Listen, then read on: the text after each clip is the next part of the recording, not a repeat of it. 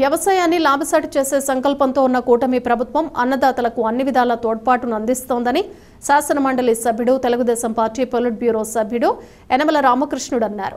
తుని నియోజకవర్గంలో వ్యవసాయ శాఖ అధికారులతో యనమల సమీక్ష సమావేశాన్ని నిర్వహించారు. ప్రభుత్వ లక్ష్యాలకు అనుగుణంగా పనిచేయాలని సూచించారు.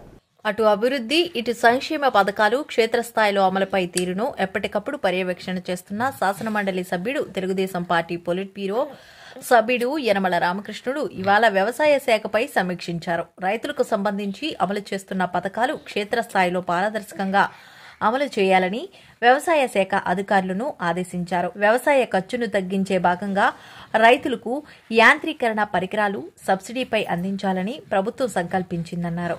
ఇందులో భాగంగా తుని నియోజకవర్గ పరిధిలోని తుని, కోటనందూరు, తొండంగి మండలాల్లోని రైతులకు 1,06,00,000 విలువ చేసే యాంత్రీకరణ పరికరాల పంపిణీకి సబ్సిడీ విడుదలైందని యనమల చెప్పారు. ఈ నెలాఖరు నాటికి పంపిణీ ప్రక్రియను పూర్తి చేయాలని యనమల ఆదేశించారు. ఈ కార్యక్రమంలో సీనియర్ నేతలు యనమల రాజేష్, సుర్ల లోవరాజు, చింతమనేడి అబ్బాయి, కొయ్యా శ్రీను, గాడి రాజాబాబు, యనమల లక్ష్మణరావు, అంకారెడ్డి రమేష్, పెంటకోట భాస్కర్ సత్యనారాయణ, అరిగెల నరసింహమూర్తి, కొయ్యా కేశవ్, పోలిశెట్టి రామలింగేశ్వరరావు, సాధనాల నూకరాజుతో వ్యవసాయ శాఖ అధికారులు అశోక్ బాబు, చంద్రశేఖర్, నరసింహం తదితరులు పాల్గొన్నారు. అందరికీ నమస్కారం అండి.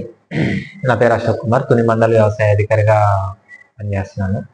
సో మనకి ఈరోజు వ్యవసాయ శాఖ ఆధ్వర్యంలో ప్రభుత్వం వారు వ్యవసాయ యంత్రీకరణ పథకంలో భాగంగా రైతులకి కూలీ ఖర్చులు తగ్గించే నిమిత్తము వ్యవసాయ యంత్రీకరణ పథకాన్ని 24-25 బడ్జెట్లో మనకి మార్చి నెలకి వ్యవసాయ యంత్రీ పరికరాలు సప్లై చేయడం జరుగుతుందండి. అందులో భాగంగా రైతులకు 50% సబ్సిడీ మీద రొటావేటర్లు కానీ, పవర్ టిల్లర్లు కానీ, పవర్ స్ప్రేయర్లు కానీ, బ్యాటరీ స్ప్రేయర్లు కానీ, ట్రాక్టర్కి అటాచ్ చేసుకునే పరికరాలు కానీ, వీటన్నిటిని కూడా వ్యవసాయ శాఖ ద్వారా రైతులకు అందివ్వడం జరుగుతుంది. ఇందులో భాగంగా వ్యవసాయ శాఖను కూడా ఈరోజు గౌరవ మాజీ మంత్రివర్యులు శ్రీ యనమల రామకృష్ణ గారు వ్యవసాయ శాఖ ఏవోలందరితో కూడా సమీక్ష నియోజకవర్గంలో చేయడం జరిగిందండి. అందులో భాగంగా ఈ పవర్ టిల్లర్లు మనకి ₹1,00,000 సబ్సిడీ నిమిత్తము, అలాగే పవర్ వేడర్స్కి 30,000, పవర్ స్ప్రేయర్స్కి 10,000, ట్రాక్టర్ డ్రాన్ ఇంప్లిమెంట్స్కి 18,000, బ్యాటరీ స్ప్రేయర్స్కి ₹1,000 సబ్సిడీ రైతులకు అందివ్వడం జరుగుతుందండి. సబ్సిడీని మినహాయించుకొని రైతులు తమ 50% చేతి వాటాన్ని వ్యవసాయ శాఖ దగ్గర జమ చేస్తే రైతులకు వెంటనే ఇచ్చిన టార్గెట్ మేరకు యంత్ర పరికరాలని టైంకి సప్లై చేయడం జరుగుతుందండి.